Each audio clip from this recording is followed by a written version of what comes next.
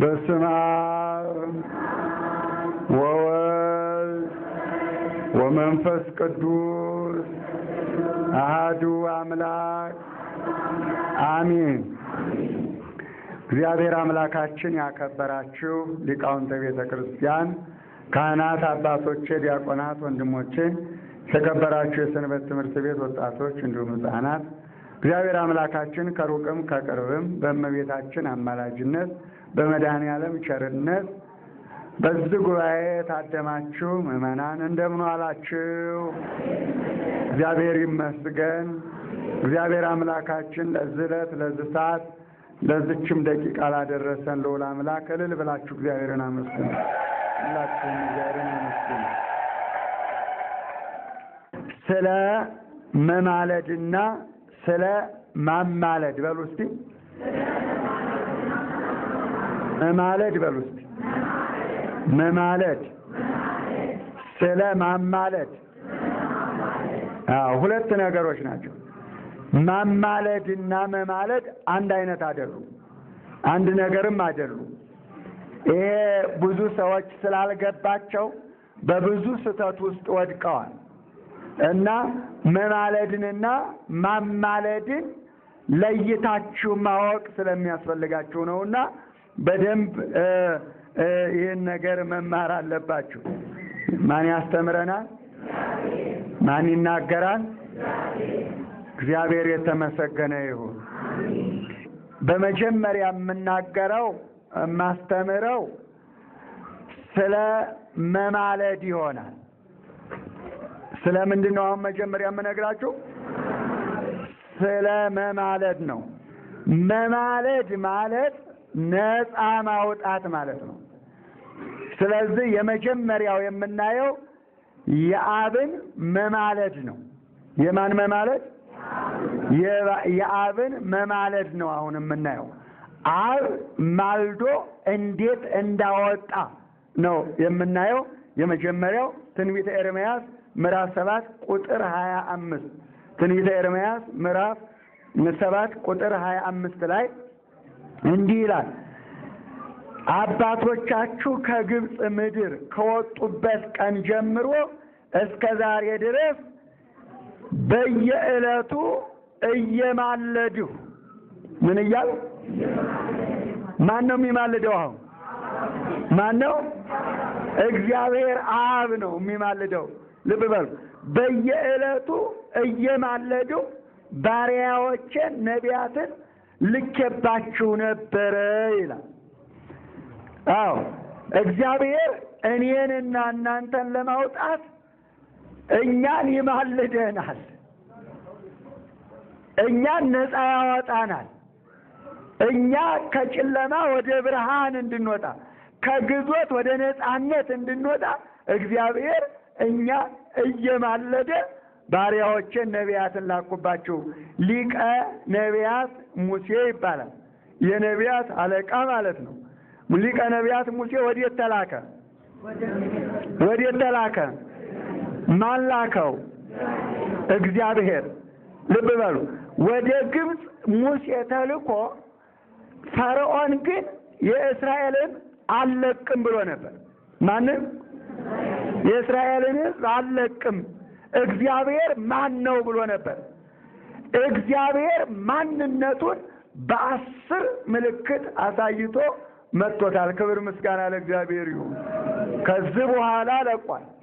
ከዚህ በኋላ የተለቀቁት ሰዎች 600,000 እስራኤላውያን ነበሩ።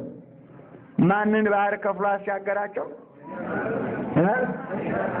ባህረ ኤርትራን ከፍሎ ወደ ግራና ወደ ቀኝ በደረቅ መሬት 600,000 እስራኤላውያንን አውጥቷል። ነፃ ወጡ አልወጡ?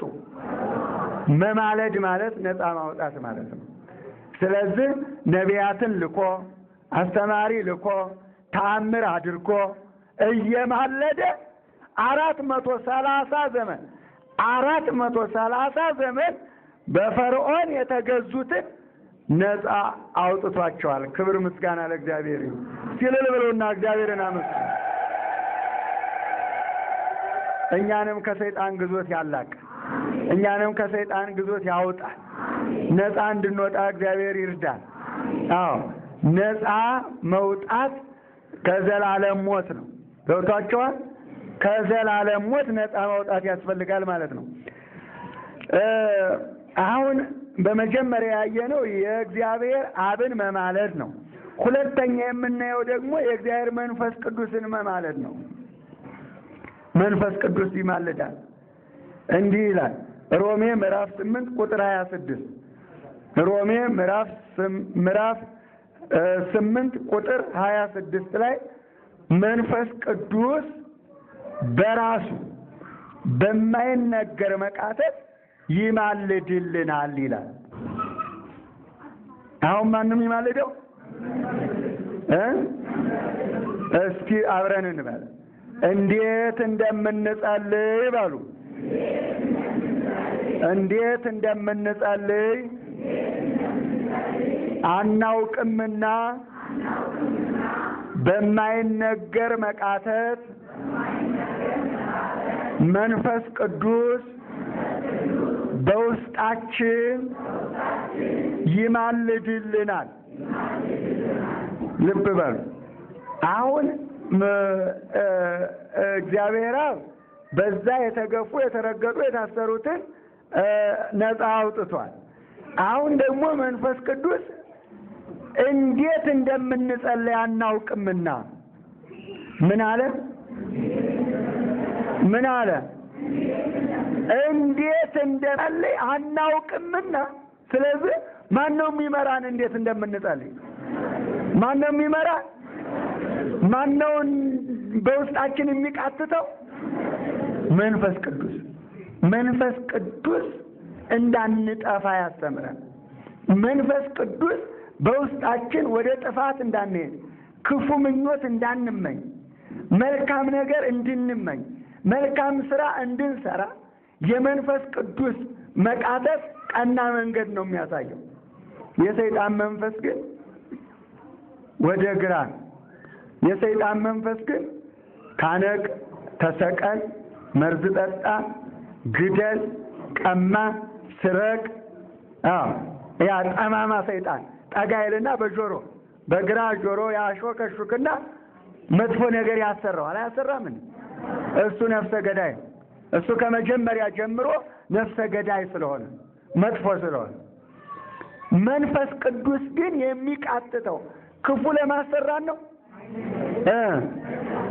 ደግ እንድንሰራ፣ ደግ እንድንመኝ፣ ደጉን ጸሎት እንድንጸልይ፣ የሚያድነውን ጸሎት እንድንጸልይ መንፈስ ቅዱስ ይማልድልናል ይላል። አያችሁ፣ መንፈስ ቅዱስ እየማለደ ወደ መልካም ነገር ይወስደናል። መንፈስ ቅዱስ እየማለደ እየቃተተ እኔንና እናንተ በመንገዱ እንድንቆም ያደርገናል። በመንገዱ እንድንሄድ ያደርገናል። ነፍሳችን የዘላለም ሕይወትን እንድታገኝ ያደርጋል። መንፈስ ቅዱስ በውስጣችን እግዚአብሔር ያስርጽልን። መንፈስ ቅዱስ በውስጣችን ከሰረጸ ችግር የለም ማለት ነው። እንዴት ልጸልይ፣ ምን ላድርግ፣ ምን ብለን አንጨነቅም። ማን ይመራናል? መንፈስ ቅዱስ ይመራናል። የመንፈስ ቅዱስን ምሬት፣ የመንፈስ ቅዱስን መንገድ እንድንከተል እግዚአብሔር ይርዳን። ሶስተኛው ደግሞ ኢየሱስ ክርስቶስ የሚማልደውን ነው። ኢየሱስ ክርስቶስ ሮሜ ምዕራፍ 8 ቁጥር 34 ሮሜ ምዕራፍ 8 ቁጥር 34 እግዚአብሔር አብ፣ እግዚአብሔር ወልድ፣ እግዚአብሔር መንፈስ ቅዱስ ነው አይደለም?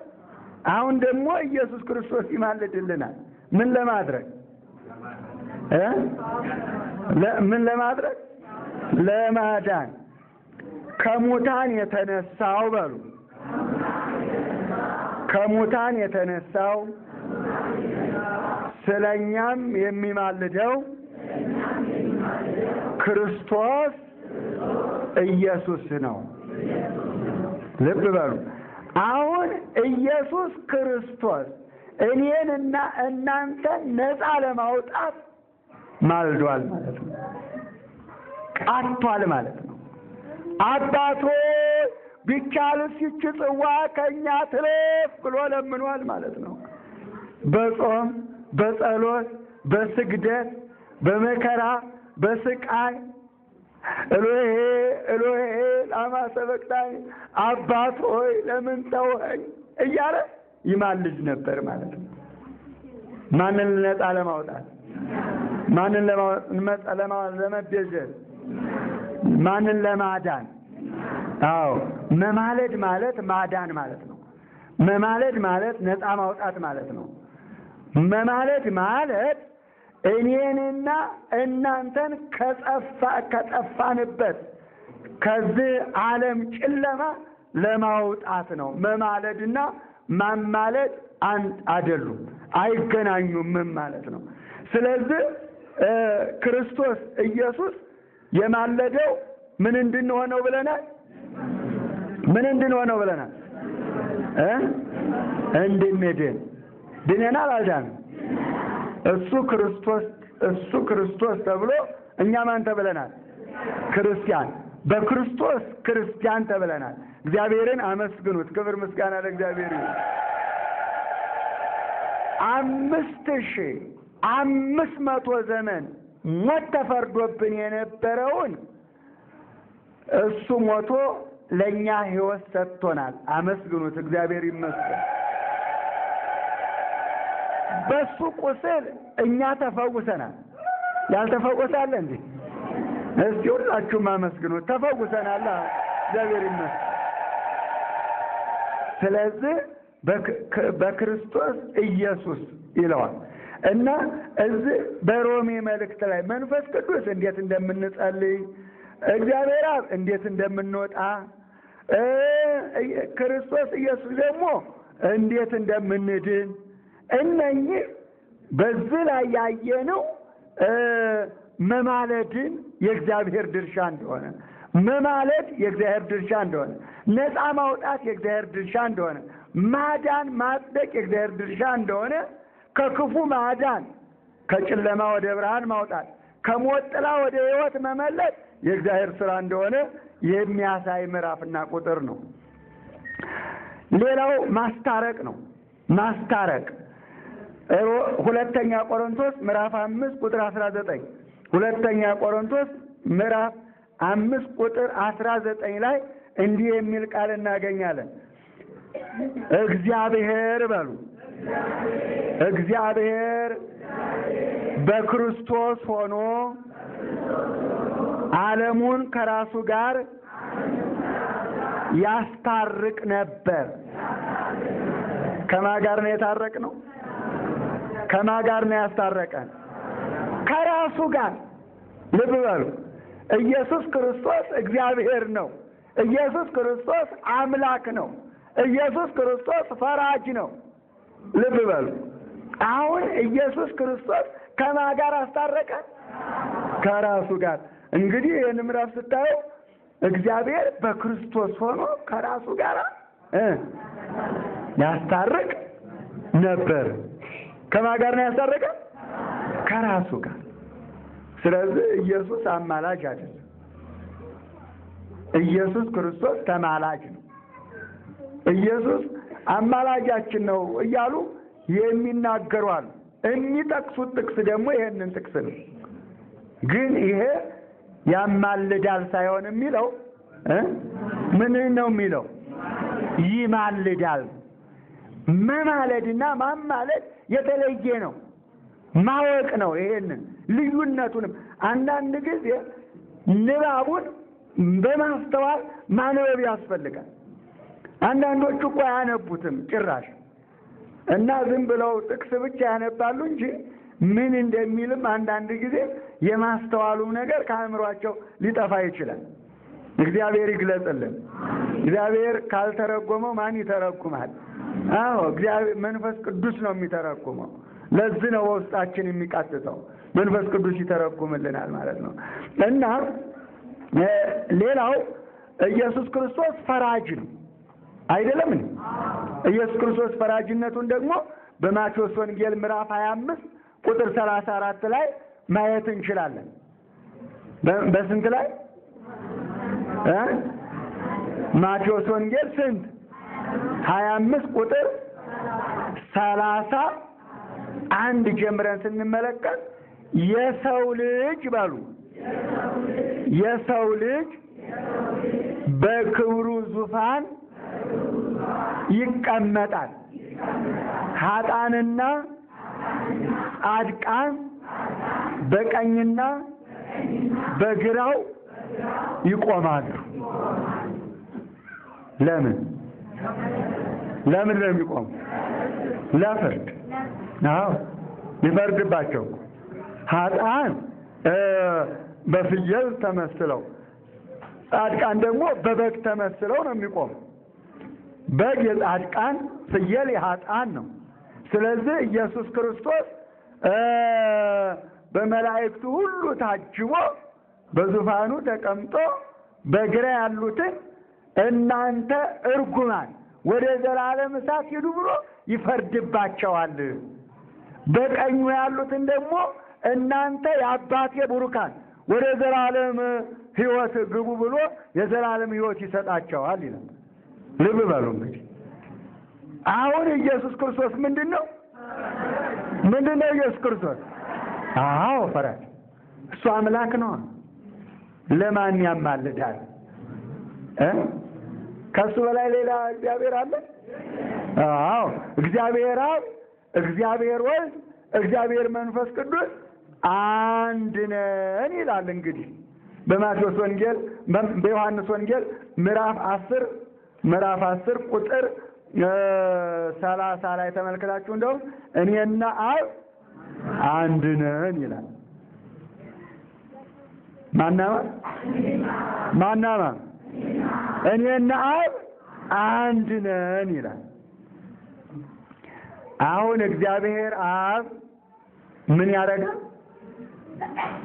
እግዚአብሔር አብ ምን ያደርጋል? ይማልዳል። እግዚአብሔር መንፈስ ቅዱስስ ይማልዳል። ክርስቶስ ኢየሱስስ ይማልዳል። ይሄ ሁሉ ማንን ለማዳን ነው? ይሄ ሁሉ ማንን ነፃ ለማውጣት ነው? ይሄ ሁሉ ከማን ጋር ለመሆን ነው? ከኛ ጋር አይደል? ከኛ ጋር ለመሆን። እንድንጠፋበት አይፈልግም። እንድንሞትበት አይፈልግም። እንድንሰቃይ አይፈልግም። የኛን ክፉ አይፈልግም። እግዚአብሔር በእውነት ይፈልገናል አይፈልገንም? ንገሩ። እፈልጋችኋለሁ እኮ ነው የሚለው እግዚአብሔር በማቴዎስ ወንጌል ምዕራፍ 11 በማቴዎስ ወንጌል ምዕራፍ 11 ቁጥር 28 ላይ እንዲህ ይላል፣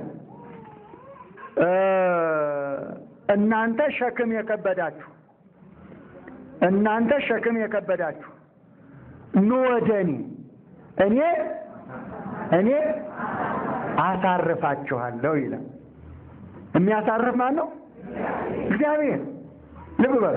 እኔ አሳርፋችኋለሁ፣ ቀንበሬ ልዝብ፣ ሸክሜ ቀሊል ነው። እኔ አሳርፋችኋለሁ፣ ኑ ወደ እኔ። ይፈልገናል አይፈልገንም? ሸክማችንን ሁሉ ያራግፋል። ያን ለእኛ የከበደንን ሁሉ ለሱ ይቀላል።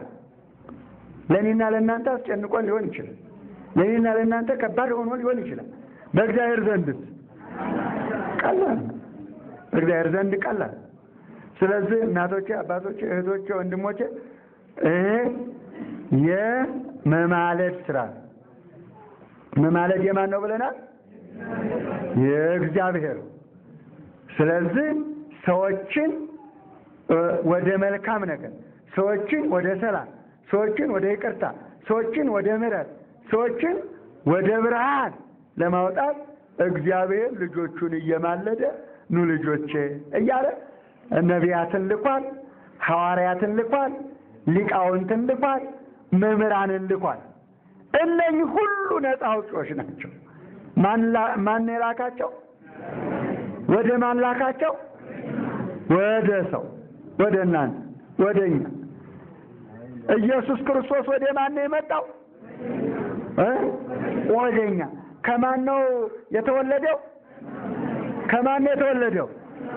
ከድንግል ማርያም። ከስጋዋ ስጋ ከነፍሷ ነፍስ ነስቶ በተዋህዶ ከበረ፣ በተዋህዶ ተወለደ፣ በተዋህዶ መጣ። ቃል ስጋ ሆነ፣ ጸጋና እውነት ተሞልቶ በእኛ አደረ አለ ቅዱስ ዮሐንስ በወንጌሉ ምዕራፍ 1 ቁጥር 14 ላይ። ቃል ስጋ ሆነ በተዋህዶ የኔና የእናንተን ስጋ ነው የተዋህደው። በድንግል ማርያም አማካኝነት በድንግል ማርያም ምክንያት እነሆ የሰውን ስጋ ተዋህደ። ከ22ቱ ስነ ፍጥረት የድንግል ማርያምን ስጋ ብቻ ነው የተዋህደው አይደለም? አዎ። ሰው መስሎ ሰው አህሎ በጠባብ ደረት በአጭር ቁመት ተወስኖ ፍጹም ሰው ፍጹም አምላክ ሆኖ መጣልን። ደስ ይበላችሁ፣ እግዚአብሔርን አመስግኑ። ክብር ምስጋና ለእግዚአብሔር ይሁን። አዎ እንግዲህ እስካሁን ያየነው ነፃ የማውጣትን የመበጀትን የማዳንን መማለድ አይተናል ማለት ነው። አሁን ደግሞ ማማለድን እናያለን። የሚያማልድ ማን ነው? ፍጡር ባሉ። የሚያማልድ ማን ነው? እስቲ ሁላችሁም ተናገሩ። ፍጡር ነው። የሚማለድ ፈጣሪ ነው። መጀመሪያ ከመቤታችን እናያለን። የመቤታችን አማላጅነት፣ የመቤታችን ማማለድ፣ የድንግል ማርያም ማማለድ ከማን ወገን ነች? ከማን ወገን ነች ድንግል ማርያም? ከእኔና ከእናንተ ወገን ናት። ከእኛ ወገን ናት ድንግል ማርያም። አይደለችም? አይደለችም እንዴ? ከእኛ ወገን ከአዳም ልጅ ከአዳም ዘር የተገኘች ከእኛ ወገን ናት ድንግል ማርያም። ወገናችን እኮ ናት፣ ዘመዳችን እኮ ናት። እግዚአብሔር የተመሰገነ ይሁን። አክስትሽ ኤልሳቤጥ እነሆ ወንድ ልጅ ጸንሳለች አይደለም ያላት? ስለዚህ ከሰው ወገን አጎቷ ዮሴፍ የሚጠብቃት ዮሴፍ አጎቷ፣ የእናቷ ወንድም፣ የእናቷ እህት ሶሎሜ፣ የእናቷ እህት ኤልሳቤጥ ዘመድሽ አይልም እንደ መጽሐፍ ቅዱስ? አዎ ከእኛ ወገን መሆኗ ተረጋግጧል። ስለዚህ እመቤታችን ታማልዳለች አታማልድም? አዎ። አሁን ማማለድን ነው የምናየው። የመጀመሪያው ማማለድ ኦሪት ዘፍጥረት ምዕራፍ 28 ቁጥር 10 ያለውን ነው የምናየው። ያዕቆብ በአንድ ቦታ ተኛ ይላል። ያቺ ቦታ ማን ነው ስሟ? ፍኖተ ሎዛ በምትባል በበረሃ ውስጥ ድንጋይ ተንተርሶ ተኛ። እግዚአብሔር ታላቅ ነገር ገለጸለት ይላል። ከምድር ጫፉ ሰማይ የደረሰ መሰላል ተክተክሎ አየ። የት የደረሰ? የት የደረሰ? አሁን ምን አይነት መሰላል? ሰው የሰራው መሰላል ሰማይ መድረስ ይችላል? አይችልም። አያችሁ፣ ከምድር እስከ ሰማይ የደረሰ ጫፉ የደረሰ መሰላል ተተክሎ አየ። ከዛ በኋላ በአናቱ ላይ እግዚአብሔር ተቀምጦበት ነበር ይላል። ማ ተቀምጦበት ነበር? እግዚአብሔር ተቀምጦበት ነበር። ከዛ ደግሞ መላእክት ሲወጡበትና ሲወርዱበት አየ ይላል። ስንት ነገር ሆነ? 3 ነገር። አንደኛ ከምድር እስከ ሰማይ የደረሰው መሰላል፣ ሁለተኛው እግዚአብሔር በአናቱ ላይ የተቀመጠበት፣ ሶስተኛው ደግሞ መላእክት ሲወጡበትና ሲወርዱበት ያየው። ልብ በሉ፣ ከምድር እስከ ሰማይ የደረሰው መሰላል የእመቤታችን የድንግል ማርያም አማላጅነት ነው። ሰማይ ዙፋኔ ናት፣ ምድርም የእግሬ ማሳረፊያ ናት። ምን አይነት ቤት ትሰሩልኛላችሁ አለ እግዚአብሔር። ማን በሰራው ቤት አደረ? ራሱ በሰራው በእግዚአብሔር ሕንጻ ውስጥ አደረ። እግዚአብሔር ማርያምን ማን ነው የሰራት? ማርያምን ማን ነው የፈጠራት? እግዚአብሔር። ነፍሴ ታከብረዋለች አይደል ያለችው? ወላዲት አምላክ እኮ ነው። ነፍሴ ማንን ታከብረዋለች? ጌታን ታከብረዋለች። ስለዚህ ነፍሴ በመድኃኒቴ በአምላኬ በእግዚአብሔር ደስ ይላታል። ወላዲት አምላክ እኮ ነች እንዲህ ያለችው። ስለዚህ ከምድር እስከ ሰማይ ጫፉ የደረሰው የማማላጅነት ነው፣ የእመቤታችን አማላጅነት ነው። ምሳሌ ነው፣ ምሳሌ ነው፣ መሰላል። ሁለተኛው ባናቱ እግዚአብሔር ተቀምጦበት ነበር አለ። ባናቱ እግዚአብሔር የተቀመጠበት ስንት ወር አረገዘችው? 9 ወር ከ5 ቀን አረገዘችው። ልብ በል፣ ባናቱ ተቀምጦበት ነበር 9 ወር ከ5 ቀን አርግዛ ማኅተመ ድንግልናዋ ሳይከፈት እነሆ ጸንሰዋል። ደግሞ በ9 ወር ከ5 ቀን ደግሞ በማኅተመ ድንግልናዋ ሳይከፈት ወልደዋለች። እግዚአብሔር የተመሰገነ ይሁን። ስለዚህ እመቤታችን 9 ወር ከ5 ቀን ሀገረ እግዚአብሔር የእግዚአብሔር ሀገር የእግዚአብሔር መቅደስ መሆኗን አስረድቶናል ማለት ነው። ገብቷችኋል? አዎ፣ የእግዚአብሔር ሀገር የእግዚአብሔር ቤተ መቅደስ ሆናለች ማለት ነው። ሶስተኛው ደግሞ መላእክት ሲወጡበትና ሲወርዱበት አየያል። በሉቃስ ወንጌል ምዕራፍ 1 ቁጥር 27 ላይ እንዲህ ይላል፣ ወደ ናዝሬት ከተማ ወደ ገሊላ ምድር ወደ አንዲት ድንግል መልአኩ ተልኮ መጣ ይላል።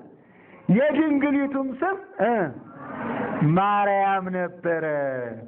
መልአኩም ወደ እሷ ገብቶ ማርያም ሆይ አንቺ ከሴቶች ሁሉ ተለይተሽ የተባረክሽ ነሽ፣ የማኅፀንሽም ፍሬ የተባረከ ነው፣ ደስ ይበልሽ ብሎ አበሰራት ይላል። ወደ ማን ተላከ? አሁን ከእግዚአብሔር ወደ ማን ተላከ? ወደ ድንግል ማርያም። ለድንግል ማርያም ከነገረ በኋላስ ወዴት ሄደ? ወደ ሰማይ አረገ። ከሷም ተለየ፣ ወደ ሰማይ አረገ ይላል። አሁን መላእክት ወጡ ወረዱ አይደለም እንዴ? አዎ፣ ወደ ዘካርያስ መጥቷል። ከዘካርያስ ወደ እግዚአብሔር ሄዷል። ወደ ድንግል ማርያም መጥቷል። ለድንግል ማርያም ነግሮ እንደ ቃል ይደረግልኝ ስትለው ወደ ሰማይ አርጓል። የመላእክት መውጣትና መውረድ ይሄ ነው የሚናገረው። ስለዚህ የእመቤታችን አማላጅነት ገና በልበ አምላክ የታሰበ ነው። በልበ አምላክ የታሰበ ነው። በዚህ ምክንያት የእመቤታችን አማላጅነት አንደኛው ይሄ ነው። ሁለተኛው ደግሞ የእመቤታችን አማላጅነት ዮሐንስ ወንጌል ምዕራፍ 2 ቁጥር 1 እስከ 11 ተመልከቱ። ጌታችን መድኃኒታችን ኢየሱስ ክርስቶስ ቀደም ሲል የነገርኳችሁ ምሳሌ ስለነበረ ሰዎች ሁሉ አላወቁትም፣ አልተረዱትም ነበርና ይህንን ማሳወቅ ነበረበት፣ በግልጽ ማሳወቅ ነበረበት። ጌታችን መድኃኒታችን ኢየሱስ ክርስቶስና በቃና ዘገሊላ ሰርግ ነበረ። በሰርጉ ቤት ሁለቱን አስከትሎ ሄዷል። አንደኛ እናቱ ድንግል ማርያም ነበረች አለ። ሁለተኛው ደቀ መዛሙርቱ ነበሩ አለ። ስለዚህ ደቀ መዛሙርቱ ተከታዮቹና የኢየሱስ እናት በምን ውስጥ ነበሩ? በሰርጉ ቤት ነበሩ። እንግዲህ ጌታ ኢየሱስ ክርስቶስ የሚከተለው ሕዝብ የ5 ገበያ ያክል ሕዝብ ይከተለው ነበር ይላል። የ5 ገበያ ያክል ሕዝብ ይከተለው ነበር። ምክንያቱም መልኩን ለማየት፣ በተአምራት ለመፈወስ፣ በተአምራት እንጀራ ለመብላት፣ ለመክሰስም ልብሱን ለመዳሰስ ብዙ ነበሩ የሚጋፉ የሚከተሉት የነበሩ። ጌታ ኢየሱስ ክርስቶስ በዚህ ሰርግ ቤት ተገኝቷል ሲባል የተጠራው ያልተጠራው ሁሉ ገባና አዳራሹ ሞላ። ምኑ አለቀ? ወይን ጠጁ አለቀ። ሰው ያዘጋጀው በልክ ነው አይደለም? ሰውም የሚጠራው በልክ ነው።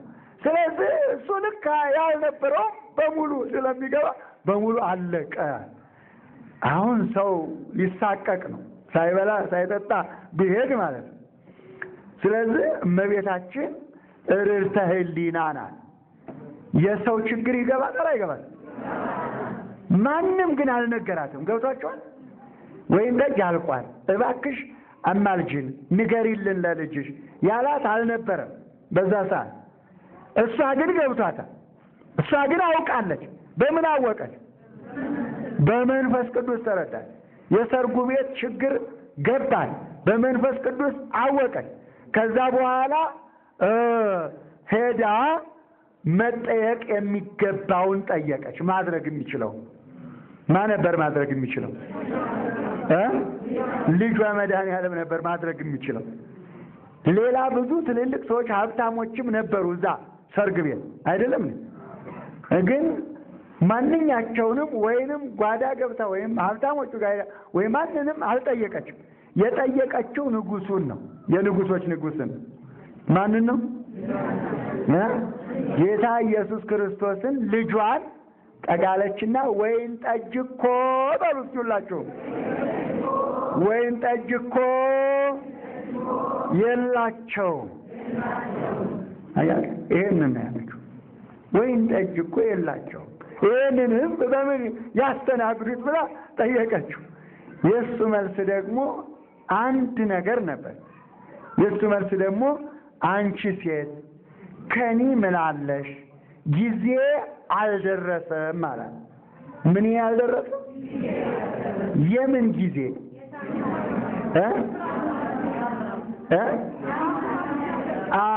አምላክነቱን የሚገልጽበት ጊዜ አልደረሰም። አምላክነቱ ገና አልተገለጸም። ስለዚህ አምላክነቴን የምገልጽበት ጊዜ አንድም ቀራንዮ ተሰቅዬ ደሜን አፍስሼ ዓለምን የማድንበት ጊዜው አልደረሰም አለ። ሚስጥሩ ለእሷ ገብቷታል። ገብቷቸዋል? አንቺ ሴት ማለት ምትክ ማለት ነው። ምን ማለት ነው? ምን ማለት ነው? አዎ አንቺ አዳኝ ነሽ፣ በሔዋን የጠፉትን አንቺ ታድኛለሽ ሲል ነው። ለምሳሌ መጀመሪያ አዳም ለሚስቱ ስም ሲያወጣላት ማን ያላት? ሴት ነው። ሔዋን የተባለችው ከገነት ከወጡ በኋላ ነው። በገነት ሲኖሩ ግን እቺ አጥንቷ ከአጥንቴ ናት፣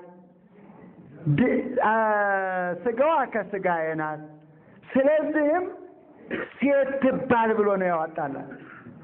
በኦሪት ዘፍጥረት ምዕራፍ 2 ቁጥር መጨረሻው እዩት። ማን አላት? አዳም ሴት አላት። ምን ማለት ነው ሲባል መጀመሪያ ሔዋን ባንቺ እጠፋለሁ በድንግል ማርያም እመለሳለሁ ብሎ ትንቢቱን የተናገረው ገና መጀመሪያ አዳም ነው። ስሙንም ያወጣው አዳም ነው። ኢየሱስ ክርስቶስ ደግሞ ወደዚህ ዓለም ሲመጣ ማን አላት? እናቱን ማን አላት? ሴት ነው። አዎ ሴት ነው ያለ።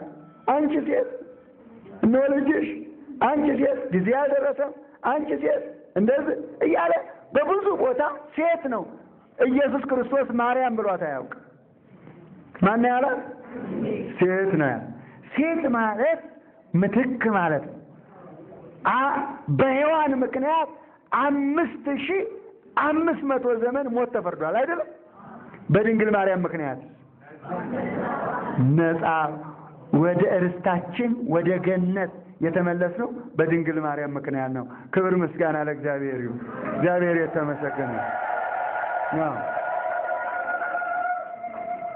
ሔዋንን የተካችው ማናት?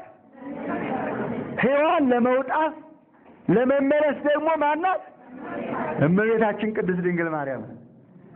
ይሄ ነው ምክንያት። ጊዜ አልደረሰም አላት። የአምላክነቱ ሚስጥር የሚገለጥበት። ከዛ በኋላ ይህንን ከተነጋገሩ በኋላ ወደ እናንተና ወደ እኔ መጣች። ማን?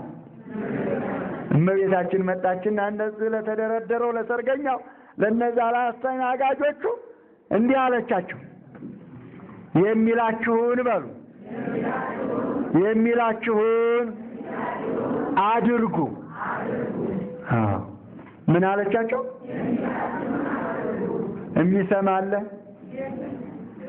የሚሰማለ ወይ? አቤት! የሚሰማ ቢኖር ዛሬ ይደረግለት ነበር። አልሰማ ስላለ ነው። እነዛ ግን ሰሙ አልሰሙም? ንገሩኝ። ሰሙ። የሚላችሁን አድርጉ። ማን ነው የሚመጣው? ማን ነው? ጌታ ኢየሱስ ክርስቶስ ነበር። ልጇ ነበር የሚመጣው። የሚላችሁን አድርጉ አለቻቸው። ከዛ ተከትሎ መጣ። ማንን ተከትሎ መጣ? እናቱን ድንግል ማርያምን እኮ ነው ተከትሎ የመጣ። ሌላ ማንንም አልተከተለም እኮ። ድንግል ማርያምን ተከትሎ መጣና ጋኖቹን ውሃ ሙሏቸዋል። ምን አለ? ጋኖቹን ውሃ ሙሏቸዋል። ማን ያዘዘው? ትእዛዙን መመሪያውን የሰጠው መጀመሪያ ድንግል ማርያም። ይኸው እሷ ነው። እሱ ደግሞ መጣና ጋኖቹን ውሃ ሙሏል። እንግዲህ አሁን የተሞላው ጋን 6 ነው። ስንት ነው? 3 ነገሮች ተፈጽመውበታል። አንደኛው 6 ጋኖች የድንጋይ ጋኖች ናቸው። 6 ጋኖች ናቸው። ሁለተኛው እንስራዎቹ ደግሞ 3 እና 2 ናቸው የሚይዙት። 3 እና 2 ተብሎ ነው የተጻፈው አይደለም? አዎ። ስለዚህ እነኝህን ስናባዛቸው 3 ጊዜ 2 ስንት ነው? 6። 3 ጊዜ 3 ስንት ነው? 9። 9 እና 6 ስንት ነው? 15 እንስራ ውሃ ነው እዛ ውስጥ የተሞላው። ጋኑ ስንት ነው? 6። የተሞላው ውሃ ስንት እንስራ ነው? 15። ልብ በሉ። እንግዲህ ምስጢሩ ከባድ ነው፣ የረቀቀ ነው። ሲነጋገሩ ምስጢር ነው። ድንግል ማርያምና ጌታ ሲነጋገሩ ምስጢር ነው። ደግሞ የሰሩት ነገር ምስጢር ነው። የሚገርም ነገር ነው። ከዛ በኋላ ባረከው። ከባረከው በኋላ ምን ሆነ? ወይን ጠጅ ሆነ። ስንቱ ጋን ውሃ? 6። ስንቱን ስራ ውሃ? 15ቱ ምን ሆነ? ወይን ጠጅ ሆነ። ልብ በሉ። ወይን ጠጅ ሆነ። አሁን ምስጢር ተገለጸ። 6ቱ ጋን ውሃ 6ቱ ቃላተ ወንጌል ናቸው። አሁን የምንመራበት 6ቱ ቃላተ ወንጌል ናቸው። 6ቱ ጋን የተባለ 15ቱ የተባሉትን ስራዎች 15ቱ ነቢያት ናቸው። ይወርዳል፣ ይወለዳል፣ ሰው ይሆናል ብለው የተናገሩት 15 ነቢያት ናቸው። መኃልየ ሰሎሞን ከሚለው ቀጥሎ አነባችኋቸዋል አይደል? 15ቶቹ 15ቱ ነቢያት ተባለ። ጸሎታቸው አለ እዛ ላይ እና ውሃው ደግሞ መንፈስ ቅዱስ ነበር። ምን ተሞልተው ነው የተናገሩት? ምን ተሞልተው ነው? መንፈስ ቅዱስ ተሞልተው። ውሃው የመንፈስ ቅዱስ ምሳሌ፣ እንስራው ሸክላው የነቢያት ምሳሌ፣ ጋኖቹ የ6ቱ ቃላት ወንጌል ምሳሌ ነበሩ። ወደ ወይን ጠጅ ተለወጠ አለ። ወይን ጠጅ የተባለው ከብሉይ ኪዳን ወደ አዲስ ኪዳን ቀየርኳችሁ ሲል ነው። አዲስ ኪዳን ምስጢሩ የማያልቅ ተጠጥቶ የማያሰክር ተቀርቶ የማያልቅ ተጠጥቶ የማያሰክር አዲስ የወይን ጠጅ ሰጠኋችሁ። ምንን መሰረተልን? ምን መሰረተልን? ከብሉይ ኪዳን አዲስ ኪዳንን መሰረትኩላችሁ። ይህም ወይን ጠጅ የሚጣፍጥ የሚበላ የሚጠጣ ወይን ጠጅ አድርጌላችኋለሁ ብሎ አዲስ ኪዳንን ሰጠን። ክብር ምስጋና ለመድኃኒዓለም ይሁን። ልል ብላችሁ እግዚአብሔርን አመስግኑ። ወይን ጠጅ ሆነ። ከዛ በኋላ የአምላክነቱ ምስጢር ተገለጸ። ሐዋርያት ደቀ መዛሙርቱ አመኑበት ይላል። አያችሁ ምንነቱን አምላክነቱን አመኑበት። ቁጥር 11 ላይ አመኑበት ይላል። እንግዲህ ይሄ ማማለድ ይባላል። ምን ይባላል? ማማለድ። ስለዚህ ማን ነው ያማለደው? ማን ነው የተማለደው? ጌታ ኢየሱስ ክርስቶስ ተማለደ። እመቤታችን ደግሞ ምን አደረገች? አማለደች። መማለድና ማማለድ ለዚህ ነው የሚለየው። እሷ እሱን ነው የምትማልደው። እርሱ ግን የሚያማልደው ሌላ አምላክ የለም። የሚያማልደው ሌላ እግዚአብሔር የለም። የሚያማልደው ሌላ አለቃ ከሱ በላይ የለም። አለ የለም። አልፋ ኦሜጋ ነው። የመጀመሪያው የመጨረሻውም እርሱ። ወዴት ይማልዳል? ወዴት ያማልዳል? ስለዚህ እመቤታችን ይሄንን በመሰለ ነገር ታማልዳለች ማለት ነው። እንግዲህ አይታችኋል። በሚስጥር ነው እግዚአብሔር ሁሉን ነገር ያከናወነው።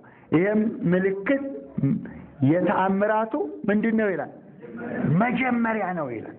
ልብ በሉ፣ መጀመሪያ የማዳኑ መጀመሪያ የእመቤታችን አማላጅነት የተገለጠበት የመጀመሪያ ተአምር ነው ይላል። ሌላው ሐዋርያትን ነው። እንደው በጥቅሉ ሐዋርያትን እናያለን። ሁለተኛ ቆሮንቶስ ምዕራፍ 9 ቁጥር 14 ሁለተኛ ቆሮንቶስ ምዕራፍ 9 ቁጥር 14 ስለናንተ በሉ ስለናንተ ሲማልዱ በእናንተ ላይ ከሚሆነው የተነሳ ያድኗችኋል ይላል። እግዚአብሔር የተመሰገነ ይሁን። ማን ነው አሁን ለኛ እየማለደ ያለው? ሐዋርያት። ከማን ጋር ለማስታረቅ? ከእግዚአብሔር ጋር ለማስታረቅ እያማለዱ እየለመኑ እያስተማሩ ከእግዚአብሔር ጋር ያስታርቃሉ። ሁለተኛው ደግሞ ሁለተኛ ቆሮንቶስ ምዕራፍ 5 ቁጥር 20 ሁለተኛ ቆሮንቶስ ምዕራፍ 5 ቁጥር 20 እግዚአብሔር በሉ እግዚአብሔር በእኛ እንደሚማለድ ስለ ክርስቶስ መልእክተኞች ነን። ከእግዚአብሔር ጋር ታረቁ ብለን እንለምናችኋለንና አለ። ይገርማል። ከማን ጋር ታረቁ ብለን እንለምናችኋለን? ከእግዚአብሔር ጋር ታረቁ። አንገታቸውን ለሰይፍ ሰጥተው እኮ ነው ሰውን ነፃ ለማውጣት። ጳውሎስ ታርዷል አይደል? እንደበል ጴጥሮስ ቁልቁል ተሰቅሏል አይደል? ስንቱ ነው የተሰየፈው? እነ ቅዱስ እስጢፋኖስ በድንጋይ ተወግረው ሞተዋል። እነ ቶማስ ስልቻ ወጥተው በራሳቸው ቆዳ አሸዋ ተቋጥሮ በገበያ ተሸክመው እንዲዞሩ ተደርጓል። ከማን ጋር ታረቁ ባሉ? ምን ባደረጉ ነው? ምን ባደረጉ ነው? ከእግዚአብሔር ጋር ታረቁ ብለው ስላማለዱ ነው። እነኚህ ሁሉ አማላጆች ናቸው። እነኚህ ሁሉ አስታራቂዎች ናቸው። እነዚህ ሁሉ የጌታችን የመድኃኒታችን የኢየሱስ ክርስቶስን ወንጌል ሰብከው እኔንና እናንተን ወደ መንግሥተ ሰማያት ጎተራ ለማግባት አዋጅ ነጋሪዎች ናቸው። እግዚአብሔር የተመሰገነ ይሁን። የሚሰማ ካለ ይድናል። የሚሰማ ካለ ይደረግለታል። የሚሰማ ካለ በአጸደ ሥጋና በአጸደ ነፍስ የሚያማልዱ አሉ ማለት ነው። ሌላው ኦሪት ዘኍልቍ ምዕራፍ 14 ቁጥር 19 ኦሪት ዘኍልቍ ምዕራፍ 14 ቁጥር 19 ላይ ሙሴን ሲማልድ እናየዋለን። በአጸደ ሥጋ ሲማልድ እናየዋለን። እባክህ በሉ እባካችሁ፣ እባክህ የዚህን ሕዝብ ኃጢአታቸውን ይቅር በላቸው። ማነው አሁን የሚማልደው? አሁን ማነው የሚያማልደው? ንገሩ። ማነው አሁን የሚለምነው? ሙሴ። ሙሴ ማለደ። ሙሴ ጸለየ። ሙሴ ወደ አምላኩ እጁን ዘረጋ። እነኚህንም ኃጢአታቸውን የማትምራቸው ይቅር የማትላቸው ከሆነ አለ እኔን ከሕይወት መጽሐፍ ደምስሰኛል። ልብ በሉ። በዚህም ጊዜ እግዚአብሔር ስለ ቃልህ በሉ እባካችሁ፣ ስለ ቃልህ ስለ ልመናህ ኃጢአታቸውን ይቅር ብያቸዋለሁ አለ። ክብር ምስጋና ለመድኃኒዓለም። እግዚአብሔር ይመስገን። እንደዚህ ነው እግዚአብሔር። ስለዚህ ሙሴ አማለደ አላማለደ? አማልዶ።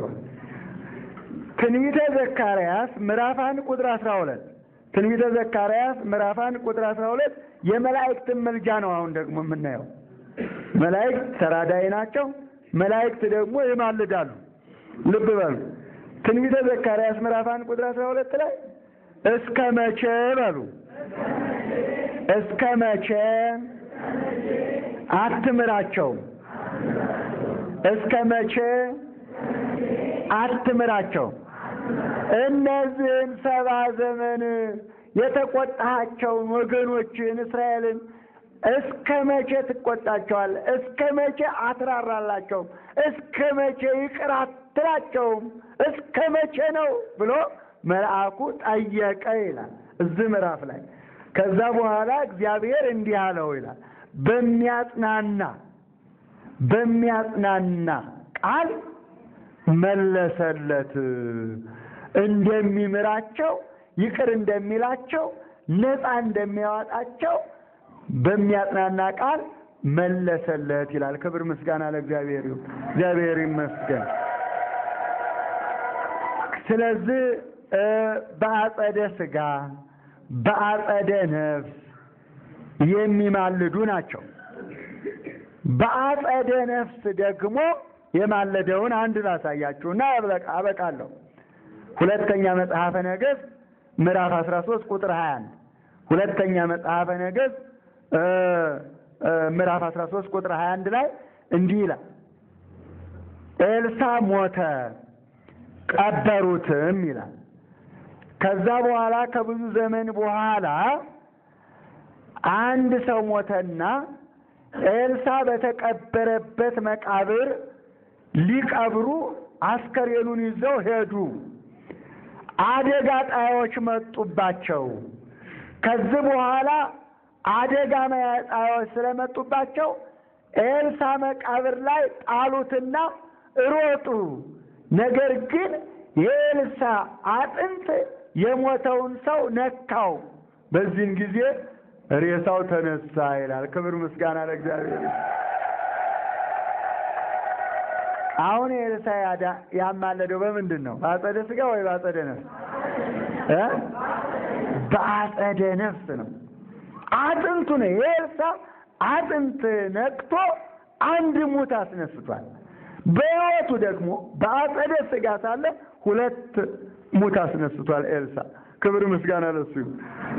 በአጸደ ሥጋም 2 ሙት አስነስቷል። ከሞተ በኋላ ደግሞ በአጸደ ነፍስ አንድ ሙት አስነስቷል። እንግዲህ ይሄ ነው። ሌላው ራዕየ ዮሐንስ ምዕራፍ 14 ቁጥር 13 ላይ ስትመለከቱ እነሆ በጌታ ያረፉ ሁሉ ብፁዓን ናቸው፣ ለዘላለም ያርፉ ዘንድ ስራቸው ይከተላቸዋል ይላል። ምናቸው ይከተላቸዋል? ስራቸው ይከተላቸዋል። አብርሃም በገነት አሁን ነፍሶችን እንደሚቀበል ተጽፏል። በምድር በአጸደ ሥጋ ይማልድ እንደነበረ ተጽፏል። ነብይ ነው ይለዋል መጽሐፍ ኦሪት ዘፍጥረት 20 ላይ ነብይ ነው ይለዋል። ስለዚህ የሚጸልይ የሚያድን እንደሆነ ተጽፏል። በአጸደ ነፍስ ደግሞ በሉቃስ ወንጌል ምዕራፍ 16 ቁጥር 19 እነሆ መላእክት ወስደው ለአብርሃም በአብርሃም እቅፍ አኖሩት ይላል። ስለዚህ በአጸደ ሥጋ በአጸደ ነፍስ የሚያማልዱ ጻድቃን፣ ሰማዕታት፣ እመቤታችን፣ ቅዱሳን መላእክት እነዚህ ሁሉ ፍጡር ለፈጣሪ ያማልዳሉ ማለት ነው። ፍጥረታት ሁሉ ወደ ፈጣሪ ያማልዳሉ። ፈጣሪ እግዚአብሔር የሚማለድ፣ ፍጡራን ቅዱሳን ሰማዕታት እመቤታችን እነዚህ ሁሉ የሚያማልዱ ናቸው። እና ይህንን ልዩነት አውቃችሁ ኢየሱስ ለእኛ ይማልድልናል የሚሉትን አፋቸውን ትዘጉ ዘንድ መማለድ ነፃ ማውጣት እንደሆነ፣ ማማለድ ደግሞ የፍጡር ስራ እንደሆነ፣ መማለድ የፈጣሪ ስራ እንደሆነ የእግዚአብሔር አብንም የእግዚአብሔር ወልድንም የእግዚአብሔር መንፈስ ቅዱስንም ሁሉንም አሳየቻችኋለሁና ይህን ጥቅስ ይዛችሁ ይህን ትምህርት እያስተላለፋችሁ ኢየሱስ ክርስቶስ አምላክ እንጂ አማላጅ እንዳልሆነ እንድትመሰክሩ እንድታስረዱ አምላካችን ልባችንን ከፍቶ አእምሯችንን ሰብስቦ ያስተማረንን እንድንጸድቅበት መንግሥተ ሰማያት እንድንገባበት ያድርገን። እግዚአብሔር አምላካችን አነሳስቶ ላጀመረን አጀምሮም ላስፈጸመን ለልዑል አምላካችን ክብር ምስጋና ይድረሰው።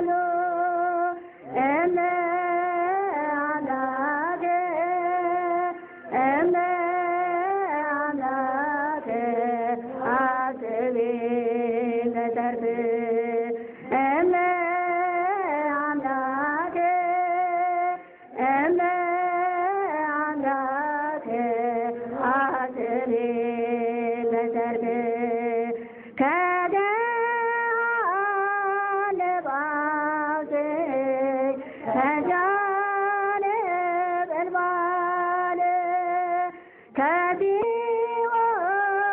ወድቄ እንዳልቃጠል ያ የሥቃይ አገር ባህር ያሰጥመኛል። አንቺ ከለመንሽው ልጅሽ ያዝንልኛል። እመ አምላኬ እመ አምላኬ አስቤ ለሰርክ እመ አምላኬ እመ አምላኬ አስቤ ለሰርክ እኔ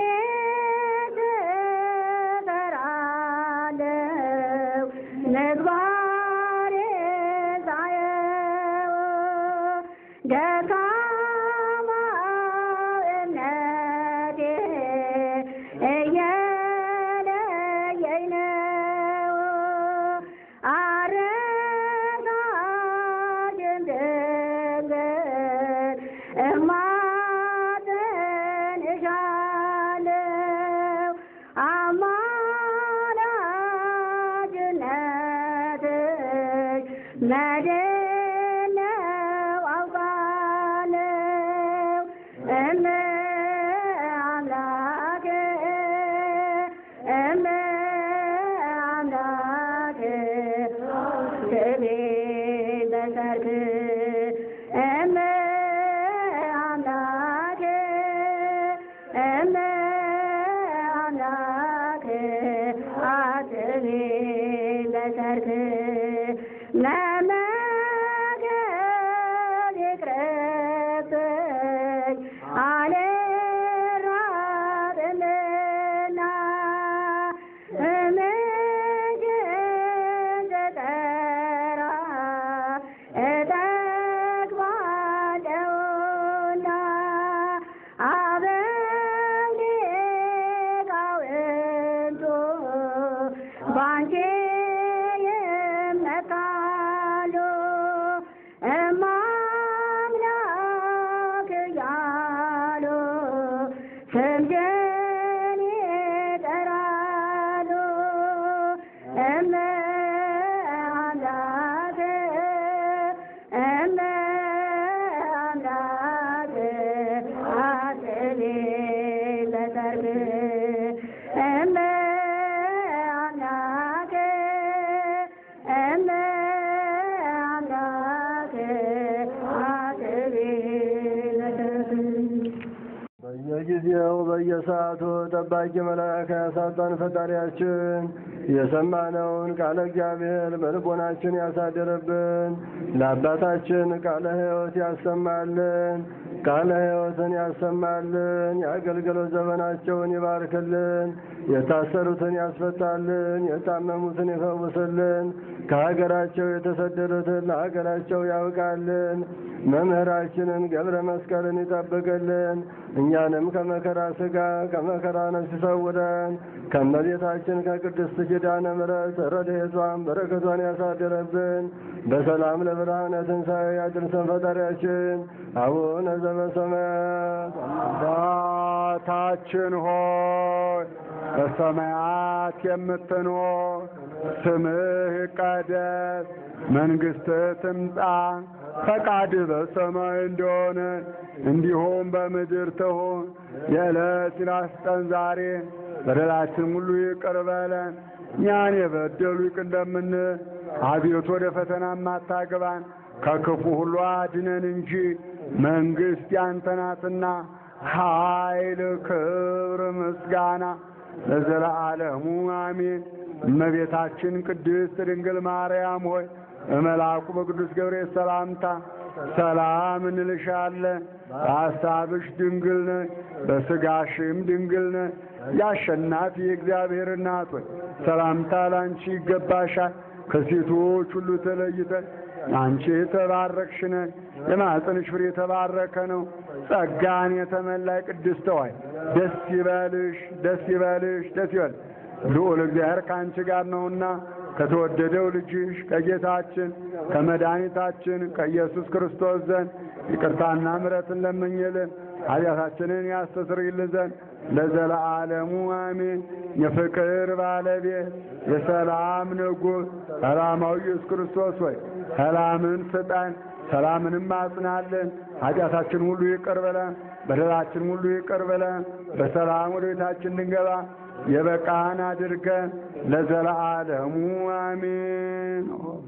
ኦ ኢየሱስ ክርስቶስ ስረይ ኃጢአቴ ወኃጢአተ ኩሉ ሕዝብከ ስናውቅ በድፍረት ሳናውቅ በስህተት ከልጅነት እስከ እውቀት በመዓልትም በሌሊትም የሠራነውን የማይሠራ ኃጢአት እግዚአብሔር ይፍታ።